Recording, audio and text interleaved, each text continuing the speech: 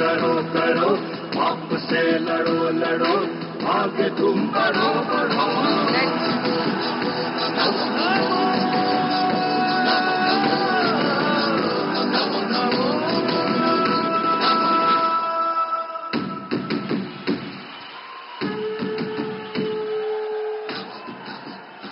भारत माता की, भारत माता की। और भारत माता लाल आपके बीच में आया है। इस महेंद्रगढ़ की धरती से आवाज गुंजा दो, पूरे देश में गूंज जाए भारत माता की, भारत माता की। फिर एक बार, फिर एक बार, अब की बार, अब की बार। अब मैं अनुरोध करूंगी माननीय मुख्यमंत्री नायब सिंह जी से कि वो पगड़ी पहनाकर माननीय प्रधानमंत्री जी का स्वागत करें। अहिरवल की आन बान शान की पगड़ी पहनाकर माननीय प्रधानमंत्री जी का सम्मान करें और यहां पर पहुंचने पर उनका स्वागत करें।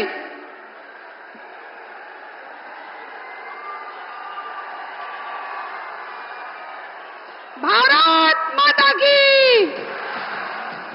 अब मैं अनुरोध करना चाहूंगी गुड़गांव से सांसद राव इंद्रजीत सिंह से कि वो गदा देकर माननीय प्रधानमंत्री जी का सम्मान करें।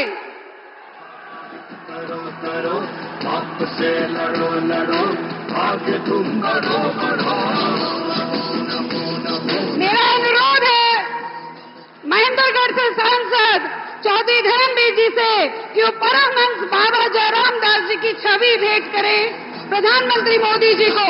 बाबा यहाँ के सिद्ध पुरुष हुए हैं, किसी भी जाति पाति और भेदभाव को नहीं मानते थे और इस क्षेत्र में पाली में 70% फौजी हैं और यहाँ तक आज कोई भी शहीद नहीं हुआ और यहाँ की मान्यता है ये बाबा की वजह से हुआ है। और अब आप सबके बीच में मैं आमंत्रित करना चाहूंगी हमारे यशस्वी, मैं सभी बहनों से आमंत्रित करना चाहूंगी, सभी बहनों को कहना चाहूंगी कि वो बड़ी माला से प्रधानमंत्री जी का स्वागत करें। बहन सुधा जी, संतोष जी, बबीता जी, किरण जी, अनीता जी। पाप से लड़ो लड़ो आगे तुम बढ़ो बढ़ो। नमो नमो नमो नमो नमो नमो नमो नमो नमो नमो नमो नमो नमो। अब स्वागत के लिए मैं आमंत्रित करना चाहूंगी हमारे यशस्वी मुख्यमंत्री नायब सैनी जी से।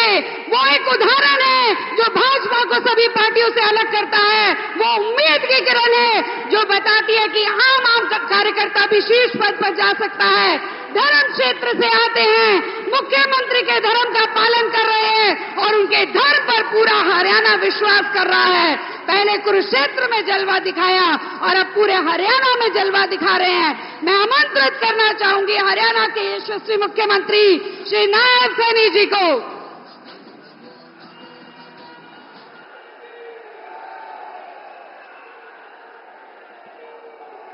भारत माता के, भारत माता के। मंच पर विराजमान दुनिया के लोकप्रिय नेता, भारत के यशस्वी प्रधानमंत्री, परम आदरणीय नरेंद्र मोदी जी आज हरियाणा की इस गीता और ज्ञान की भूमि पर हरियाणा आने पर आपका हरियाणा की तरफ से बहुत बहुत स्वागत और अभिनंदन करते हैं। आदरणीय प्रधानमंत्री जी, हरियाणा के लोग जब भी आपका कार्यक्रम हरियाणा में बनता है, आपकी टकटकी लगा करके प्रतीक्षा करते हैं कि हमारे प्रिय नेता हमारे बीच में कब आने वाले हैं। ये हरियाणा के लोगों का आपके तरफ प्यार है और आपका हरियाणा के लोगों का जो स्नेह है, वो स्नेह ये जो जन सैलाब उमड़ा है, ये बता रहा है कि हरियाणा के लोग आपको कितना प्यार करते हैं। आपने पिछले 10 वर्षों में जो पूरे देश के साथ साथ हरियाणा को भी एक नई दिशा देने का काम किया है। मुझे ध्यान में है, इन 10 वर्षों में हरियाणा में जो रोड्स का इंफ्रास्ट्रक्चर आपने मजबूत किया है, आज हर जिला के अंदर 4 लाइनिंग रोड, आज लोगों के रास्तों को सरल और सुगम करने का काम आपने किया है। मैं देखता हूं, महेंद्रगढ़ भिवानी से अगर चंडीगढ़ जाना होता था 2014 से पहले, तो हमें 8 घंटे 9 घंटे लगते थे। आज आपने एक नया भारत बनाने का जो काम किया है, आज अगर महेंद्रगढ़ से हम जाते चंडीगढ़ तो मात्र 2.5-3 घंटे में हम चंडीगढ़ पहुंच जाते हैं। ये आपने हरियाणा को एक ऐसी सौगात जो 152 दिया है, हरियाणा की तस्वीर और तकदीर बदलने का काम आपने किया है। आदरणीय प्रधानमंत्री जी, आपके नेतृत्व में ये डबल इंजन की सरकार ने जो हरियाणा में एक नई दिशा और दशा तय की है। आज मैं देखता हूं कि हरियाणा के अंदर जो युवा जिनके अंदर है विश्वास, 2014 से पहले था कि नौकरी किसी मुख्यमंत्री के चक्कर काटने से मिलेगी, किसी मंत्री के चक्कर काटने से मिलेगी। आज वो सिस्टम आपने बनाया है कि आज बिना पर्ची बिना खर्ची के हरियाणा के अंदर ईमानदारी से रोजगार देने का काम ये आपकी सरकार ने किया है। आज किसी माँ बाप को जमीन बेचने की आज आवश्यकता नहीं है।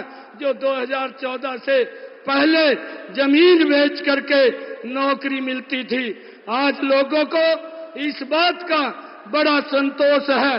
आदरणीय प्रधानमंत्री जी, आज पूरा देश एक ही बात आपके नेतृत्व में बोल रहा है कि अब की बार 400 पार सीटें दे करके तीसरी बार आपको प्रधानमंत्री बनाने का काम करेंगे। और उसी कड़ी में जब मैं हरियाणा के अंदर देखता हूं, हरियाणा के लोगों का जो जोश है, जो आपके प्रति प्रेम है, हरियाणा के 10 के 10 कमल के फूल और एक विधानसभा का कमल का फूल खिला करके, जो हमारी संस्कृति में भी है कि 11 का अंक एक शुभ अंक होता है और वो 11 कमल के फूल आपको देने का काम 4 जून को हमारे हरियाणा के लोग करेंगे। आप यहाँ पधारे हैं, मैं हरियाणा की तरफ से पुनः आपका बहुत बहुत स्वागत करता हूँ, क्योंकि ये जन सैलाब जो ठाठा मारता हुआ आज यहाँ पाली गांव में एकत्र आया है, आपको सुनना चाहता है। आपने चाहे हरियाणा में हमारे एम्स देने की बात अभी पिछले दिनों की है, और गुरुग्राम के अंदर द्वारका एक्सप्रेस वे, जिससे हरियाणा के लोगों को तो लाभ मिला है, परंतु हरियाणा से बाहर के लोगों को भी उसका बड़ा लाभ मिल रहा है। मैं आपका बहुत बहुत स्वागत और धन्यवाद करता हूं। आप यहाँ आए हैं और आपको ये विश्वास हरियाणा की तरफ से दिलाते हैं कि 11 के 11 कमल के फूल 4 जून को आपकी झोली में डालने का काम करेंगे। आप सबका बहुत बहुत धन्यवाद। जय हिंद, जय भारत, जय भारत। बहुत बहुत धन्यवाद मुख्यमंत्री जी। और अब वो समय आ गया है जिसकी आप बहुत देर से प्रतीक्षा कर रहे थे। लेकिन मैं आज आपके माध्यम से हरियाणा की जनता को एक अपील करना चाहती हूँ कि जो नहीं हुआ इस बार हो जाए, कि जो नहीं हुआ इस बार हो जाए। ऐसा बटन दबाना कि दुनिया में जय जयकार हो जाए, उन लोगों की इस तरह से हार हो जाए। ऐसा बटन दबाना कि अब की बार 400 पार हो जाए। अब मैं आमंत्रित करना चाहूंगी भारत मां के लाल को, जिनको इस देश की जनता ने चाणक्य बनकर चंद्रगुप्त की तरह देश की बागडोर सौंपी है।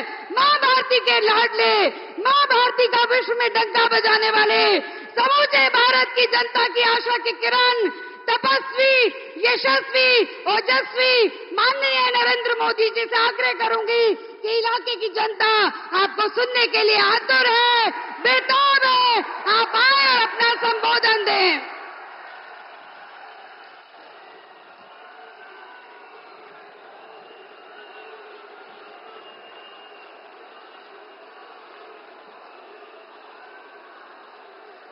भारत माता की, भारत माता की। राम राम बनाई सारायने।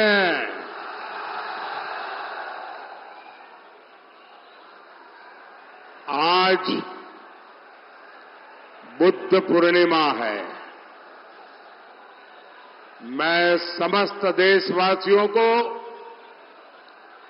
अनेक अनेक शुभकामनाएं देता हूं।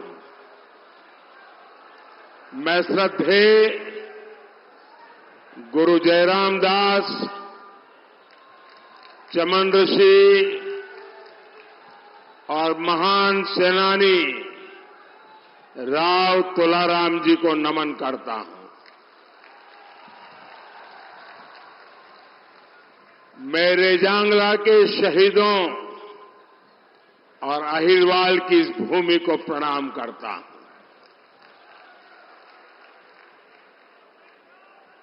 मैं अगर हरियाणा में आऊं तो पुरानी यादें ताजा न हो जाए, ऐसा हो नहीं सकता।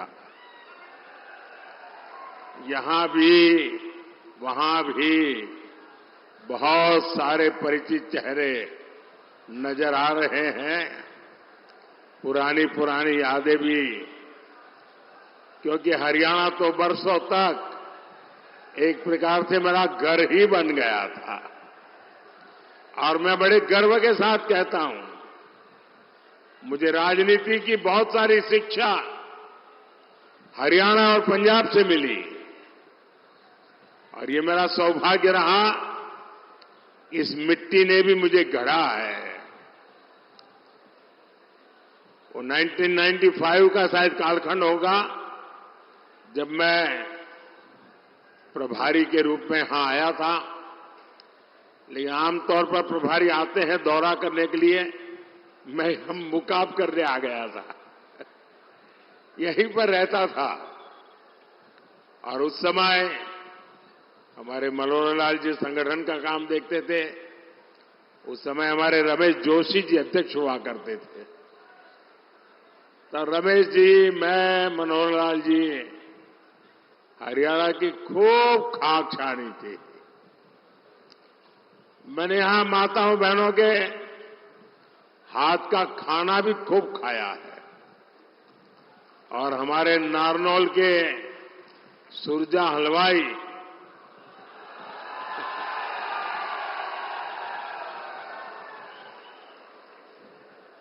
और महेंद्रगढ़ की मिठाई,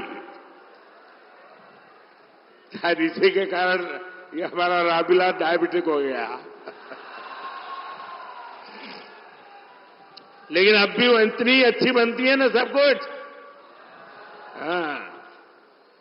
और गर्मी की सीजन में एक गिलास राबड़ी, मोटी मोटी रोटी और एक प्याज सारी भूख मिटा देता था। जीत सीधा साधा खाना, वो मेरा हरियाणा।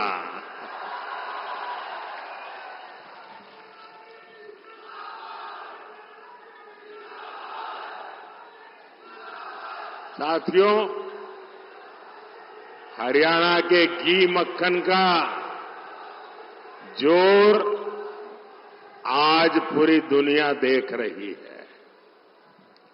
सारी भारत विरोधी ताकतें लगी रहती हैं, लेकिन मोदी इनके झुकाए नहीं झुकता है।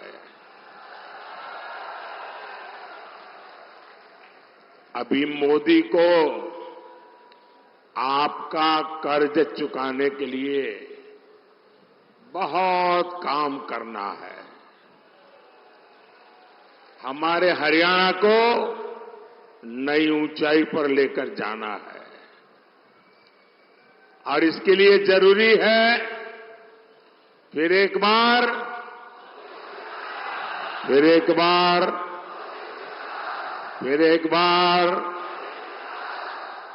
साथियों, ये चुनाव देश का प्रधानमंत्री चुनने का चुनाव है। आप प्रधानमंत्री नहीं चुनेंगे, देश का भविष्य भी चुनेंगे। एक और आपका जांचा परखा सेवक मोदी है और दूसरी ओर कौन है? कोई अता पता ही नहीं है।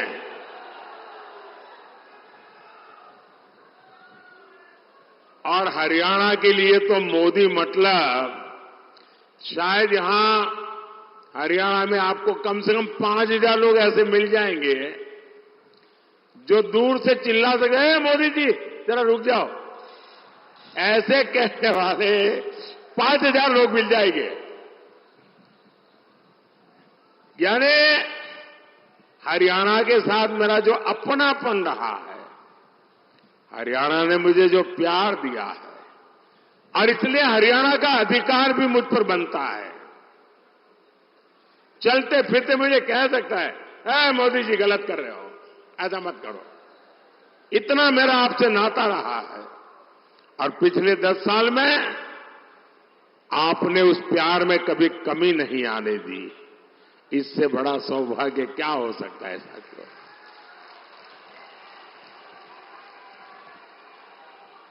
और ये इंडिया अलायंस वालों का हाल तो ऐसा है कि गाय ने दूध दिया नहीं, लेकिन घी खाने के लिए इंडी वालों में झगड़ा शुरू हो गया। अब ये लोग कह रहे हैं हर साल एक आदमी भारत का प्रधानमंत्री होगा, 5 साल 5 पीएम। आप मुझे बताइए, ऐसे देश चलेगा क्या? चलेगा क्या? और हमारे हरियाणा के लोगों में तो ग्रामीण भाषा में चौपाल में बैठ कर के जो ठहाके लेने की ताकत है ना, मुझे पक्का विश्वास है कि 5 साल में 5 प्रधानमंत्री 5,000 चुटकुले हरियाणा वाले बना देंगे। साथियों, ये लोग देश को फिर से गड्ढे में धकेलेंगे, नहीं तो क्या करेंगे? साथियों, इंडी गठबंधन के लोग ये घोर सांप्रदायिक है, घोर जातिवादी है, घोर परिवारवादी लोग हैं।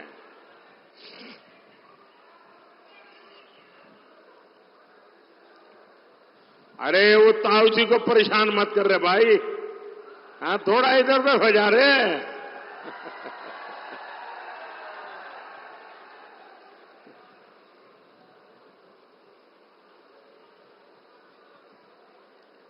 देश की जनता इंडी जमात के इरादे पहले ही भांप चुकी है। इसलिए इनका ये हाल हुआ है। 5 चरणों में ही इंडी जमात का ढोल फट गया है। और आपने देखा होगा, तीसरे चरण के बाद इन्होंने रोना धोना शुरू कर दिया। इलेक्शन कमीशन आंकड़े क्यों नहीं देता है, आंकड़े देर से क्यों देता है, इलेक्शन कमीशन ऐसा क्यों करता है, इलेक्शन कमीशन वैसा क्यों करता है।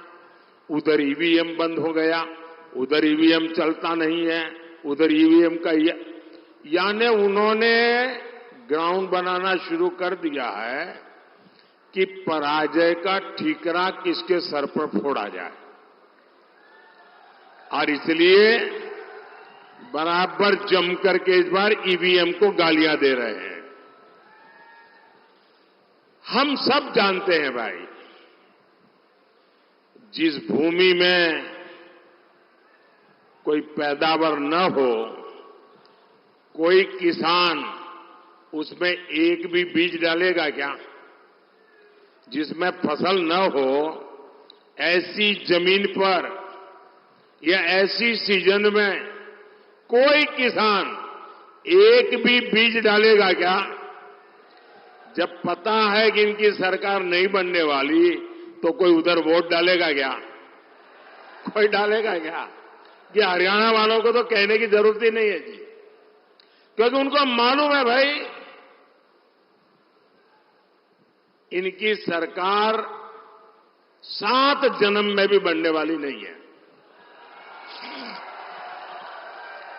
और कांग्रेस को दिया हर वोट बेकार ही होना है।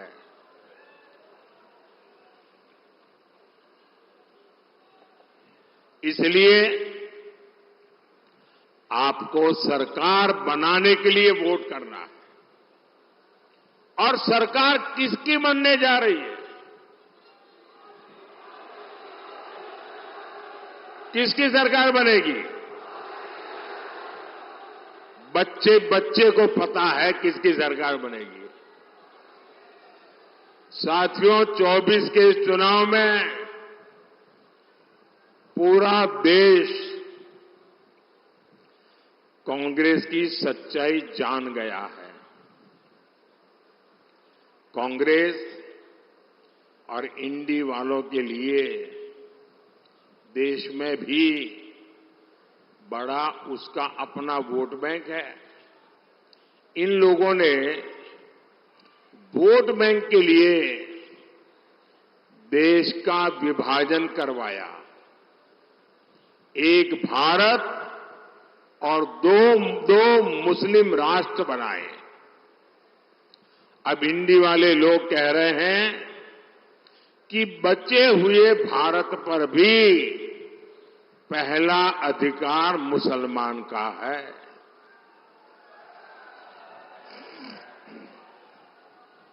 इन्होंने एससी, एसटी, ओबीसी, इनको जो बाबा साहब आंबेडकर ने आरक्षण दिया है, भारत के संविधान ने जो आरक्षण दिया है, इसको छीन करके वे वोट जिहाद करने वाले लोगों को देना चाहते हैं। आपने कल अखबारों में देखा होगा, टीवी पर देखा होगा, सोशल मीडिया में देखा होगा, बंगाल की हाईकोर्ट का जजमेंट आया है और बंगाल में भी इंडी जमात का एससी, एसटी, ओबीसी के आरक्षण के खिलाफ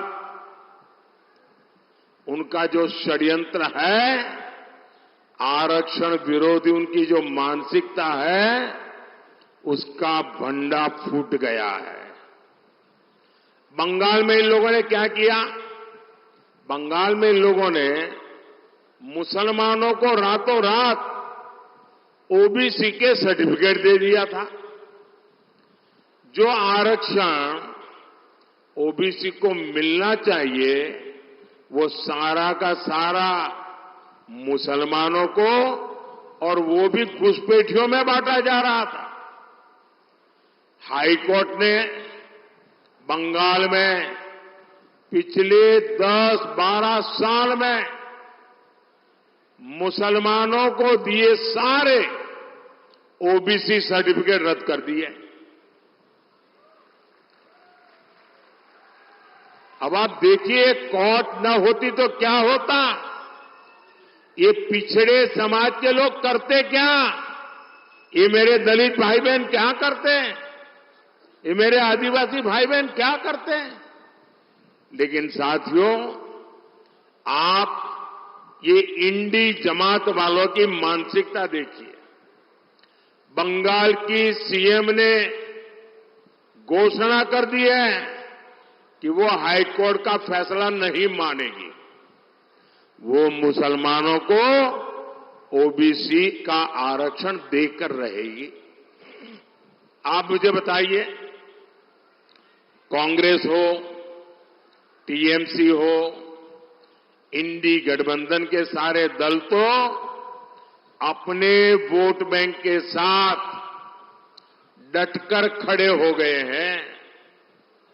फिर आपके साथ, हरियाणा के साथ कौन खड़ा होगा? कौन खड़ा होगा?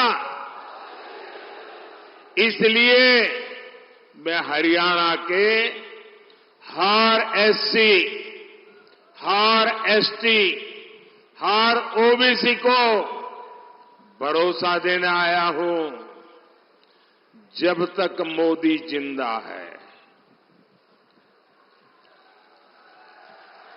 कोई माइका लाल दलित का, आदिवासी का, पिछड़ों का आरक्षण छीन नहीं सकता है। वंचितों का जो अधिकार है, मोदी उसका चौकीदार है। और भाइयों बहनों, ये चुनावी भाषण नहीं है, ये मोदी की गारंटी है। साथियों, अपने वोट बैंक को खुश करने के लिए इंडी गठबंधन वाले कुछ भी कर सकते हैं। हमारे यहां हरियाणा में हर कोई दिन में 200-400 बार राम राम बोलता है। हर 10 कदम पर वो राम राम बोलेगा ही बोलेगा। राम राम के बिना हरियाणा में कोई काम होता है क्या? लेकिन कांग्रेस का बस चले तो हरियाणा में राम का नाम लेने वालों पर ये लोगों को गिरफ्तार कर ले। कांग्रेस पूरे देश से ही राम को हटाना चाहती है। कांग्रेस जब तक सत्ता में रही उसने राम मंदिर नहीं बनने दिया। कांग्रेस ने राम मंदिर प्राण प्रतिष्ठा तक का बहिष्कार कर दिया। और अब तो शहजादे के सलाहकार ने तो एक और बड़ा खुलासा किया है। कांग्रेस अब अगर सत्ता में आई तो राम मंदिर पर ताला लगाने की फिराक में है। कांग्रेस चाहती है कि हरियाणा के लोग रामलला के दर्शन तक नहीं कर पाए। वो रामलला को फिर से टेंट में भेजना चाहते हैं। क्या हरियाणा के लोग ऐसा होने देंगे क्या? रामलला को फिर से अपमानित करेंगे क्या? क्या ऐसे लोगों को मेरा हरियाणा जवाब देगा कि नहीं देगा? हर बूथ में चुन चुन करके उनको साफ करेगा कि नहीं करेगा? साथियों, कांग्रेस हमारी आस्था का ही नहीं, हमारे तिरंगे का भी अपमान करती है। 370 के नाम पर कश्मीर को देश से अलग किसने रखा? किसने रखा? 70 साल तक कश्मीर में तिरंगा किसने नहीं फहरने दिया? आज ये लोग कह रहे हैं ये सत्ता में आए तो फिर से 370 वापस लाएंगे। क्या हम कश्मीर के हुए बलिदानों को बेकार जाने देंगे क्या? बेकार जाने देंगे क्या? कांग्रेस के मंसूबों को क्या हरियाणा कामयाब होने देगा क्या? साथियों, कांग्रेस ने देश के पूर्व फौजियों के साथ भी धोखा किया, एक्स सर्विसमैन के साथ धोखा किया। उन्हें दशकों तक पूर्व फौजियों को 1 रैंक 1 पेंशन नहीं मिलने दी। कांग्रेस झूठ बोलती थी कि ओआरओपी 1 रैंक 1 पेंशन उसके लिए 500 करोड़ रुपया पूर्व फौजियों को देंगे। अब ये चुनाव जीतने के लिए पूर्व सैनिकों के साथ धोखा किया गया और कांग्रेस के जहन में सेना के प्रति, सैनिकों के प्रति नफरत का भाव भरा पड़ा है। और 1962 में पंडित नेहरू की जो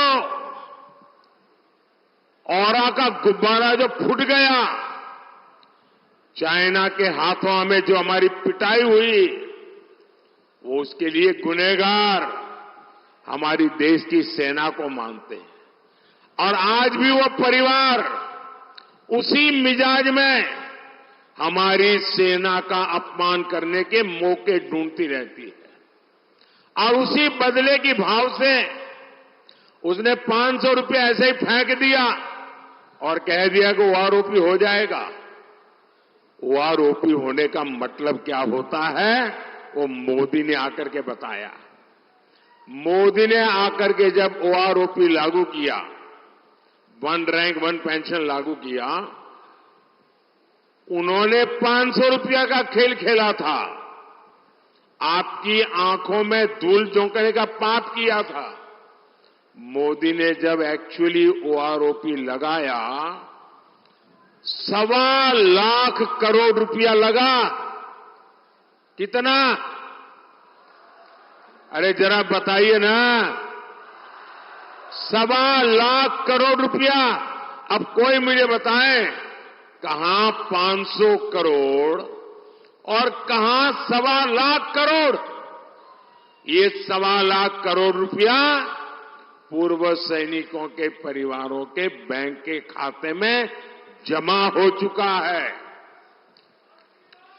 जब सैनिकों का मान रखने का जज्बा होता है तो काम भी उसी जज्बे से होता है। साथियों, हमारे हरियाणा को भी लूटने में कांग्रेस ने कोई कोर कसर नहीं छोड़ी थी। मैंने तो अपनी आंखों से देखा है कांग्रेस के समय में क्या हाल था हरियाणा का। जो मुख्यमंत्री बनता था वो अपने जिले के बाहर नहीं देखता था। ऐसा कोई क्षेत्र नहीं जिसे लूटने का खुला खेल न चलता हो। आपको याद है ना, नौकरी दिलवाने के नाम पर ये लोग जमीनें बिकवा देते थे। ट्रांसफर पोस्टिंग की तो खुली इंडस्ट्री चलती थी, सड़कें गड्ढों में होती थी, उद्योगों पर संकट आने लगा था। आप कल्पना करिए, अगर कांग्रेस कुछ दिन और रह जाती तो हरियाणा का क्या हाल करती। साथियों, बीते 10 वर्षों में हमने कांग्रेस के पाप धोने में बहुत मेहनत की है। आज हरियाणा में आधुनिक हाईवे और एक्सप्रेसवे बन रहे हैं। अब न दिल्ली दूर है, न चंडीगढ़ दूर है। अब नारनौल वाले सुबह चंडीगढ़ से निकलते हैं और जात करके काम पूरा करके शाम को रात घर पहुंच जाते हैं। गुरुग्राम वालों का तो जीवन ही द्वारका एक्सप्रेसवे ने आसान कर दिया है। इसलिए अब इस पूरे एरिया में नए नए उद्योग लग रहे हैं, रोजगार के नए अवसर पैदा हो रहे हैं। भाइयों बहनों, मैं गुरुग्राम के युवाओं से भी कहना चाहता हूं, अगले 5 साल ये देश में एक बड़ी क्रांति का समय होने वाला है। आप देखिए कैसे नए नए सेक्टर्स हमारे नौजवानों का भाग्य बदलने वाले हैं। Semiconductor sector, drone sector, startup sector, food processing sector, green energy sector, green hydrogen hub, pharma hub, अनगिनत। और इन सब में बहुत से ज्यादा काम मेरे देश के नौजवानों को मिलने वाला है। आपके हर सपने पूरे होंगे, क्योंकि आपका सपना ये मोदी का संकल्प है। साथियों, कांग्रेस के विश्वासघात का भुक्तभोगी तो हरियाणा का किसान भी रहा है। यहां उसने किसान को सिंचाई के पानी तक का इंतजाम नहीं किया। हम नहरों को जोड़कर यहां तक पानी पहुंचा रहे हैं। हमारी सरकार हरियाणा में 14 फसलों को एमएसपी पर खरीद रही है। हमारे भिवानी का किसान बाजरा और किसान का यहां जो बाजरे की खेती है और हमारा यहां का किसान जो बाजरा पैदा करता है, मेरे प्रिय बाजरे में से वो है। और मैं याद है यहां जब भी आया बाजरे की खिचड़ी अवर खाई। और मजा है कि जब बाजरे की खिचड़ी खाओ तो आधी खिचड़ी आधा घी, तब बोले खिचड़ी खाने का मजा होता है। अब मैं गुजराती आदमी इतना खा तो नहीं सकता था, लेकिन उनका प्यार हरियाणा के लोगों का, यहां का बाजरा आज भी वो मुझे याद हमेशा रहता है। लेकिन अब आपके बाजरे के श्री अन्न के प्रचार की जिम्मेदारी खुद मोदी ने ले रखी है। मैंने जितने मिलेट से जितना मोटा अनाज है उसके लिए एक नाम दे दिया है श्री अन्न। और मैं दुनिया भर में उसका एम्बेसडर बन गया हूं, उसका सेल्समैन बन गया हूं। आपने देखा होगा हमारे देश में G20 की समिट हुई। दुनिया भर के बड़े बड़े नेता यहां आए थे। दुनिया की सबसे बड़ी ताकत जिसको कहें वो सब G20 में थी। और मोदी ने उनको क्या खिलाया? मोदी ने उनको बाजरा खिलाया। और बड़े बड़े नेताओं को मैंने कहा ये सुपर फूड है। और उसका एक परिणाम ही आया कि मुझे भी अमेरिका बुलाया था, व्हाइट हाउस में भोजन था। व्हाइट हाउस में उस दिन काफी लोगों को उन्होंने खाने पर बुलाया था, देश भर के लोगों को। और सबको उन्होंने बाजरा खिलाया व्हाइट हाउस में, अमेरिका में।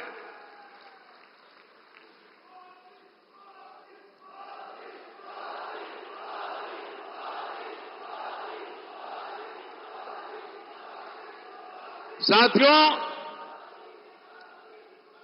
इससे क्या मोदी का प्रचार हुआ क्या? इससे प्रचार हुआ हरियाणा का, हरियाणा के किसानों का, हरियाणा के बाजरे का।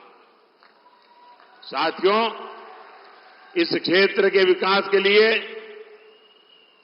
हमने चौधरी बंसीलाल जी के साथ मिलकर सरकार चलाई थी। चौधरी बंसीलाल भिवानी महेंद्रगढ़ के विकास के लिए कटिबद्ध थे और मुझे मेरा सौभाग्य रहा, चौधरी बंसीलाल जी से मेरी बड़ी निकटता रही और वो रात को देर तक जागने के आदी थे। तो कभी कभी हमारी मीटिंग रात को 1 बजे के बाद शुरू होती थी और कभी कभी सुबह सुबह तक चलती थी।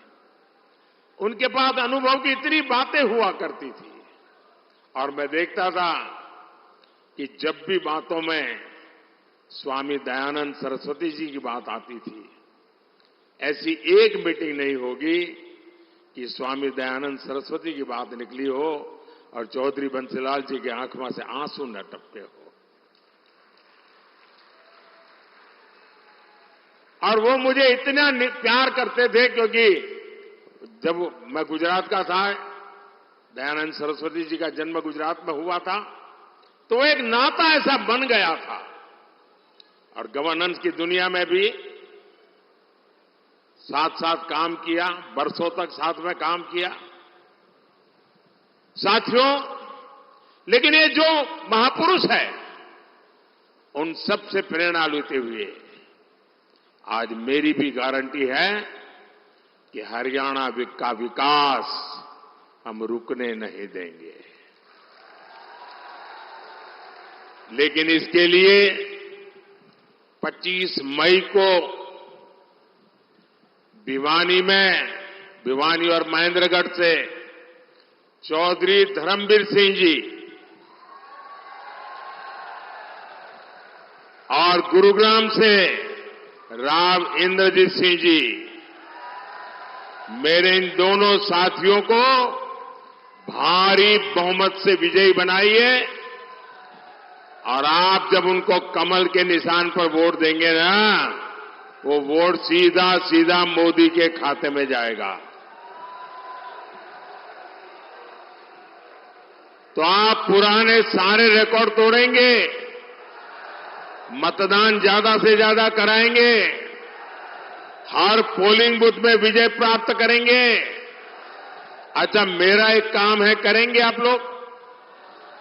अरे क्या कमाल है भाई, ठंडे हो गए एकदम। मेरा पर्सनल काम है, करेंगे? अरे मैं भी तो हरियाणा वाला हूं यार, बोलो ना। मेरा एक काम करेंगे। देखिए, पहले तो मैं यहां गांव गांव जाता था, हर इलाके में गया हूं, हजारों परिवारों में गया हूं, लेकिन अब समय की कठिनाई है, जा नहीं पाता हूं। तो मुझे आपकी मदद चाहिए। करोगे मदद? सब लोग करोगे? ऐसे ही नहीं बता रहे हो ना, सही में करोगे ना? एक काम करना, यहां से जाने के बाद ज्यादा से ज्यादा परिवारों में जाना, ज्यादा से ज्यादा घरों में जाना और हर परिवार के लोगों को बिठा करके कहना कि अपने मोदी जी आए थे, मोदी जी ने आपको राम राम कहा है, मेरा राम राम पहुंचा दीजिए।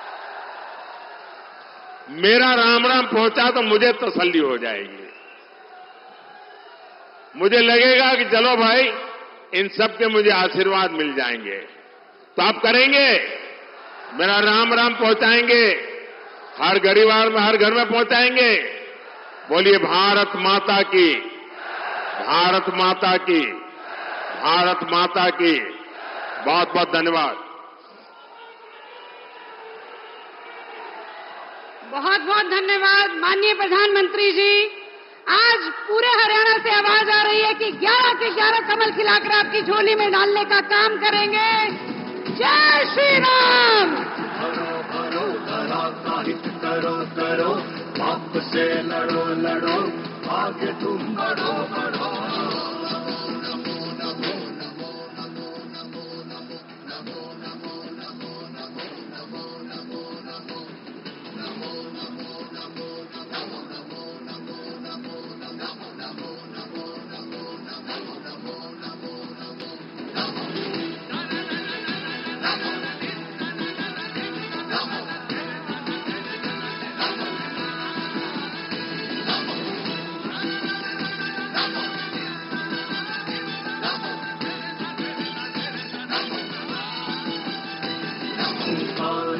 भरो भरो धरा का हित करो करो, पाप से लड़ो लड़ो आगे तुम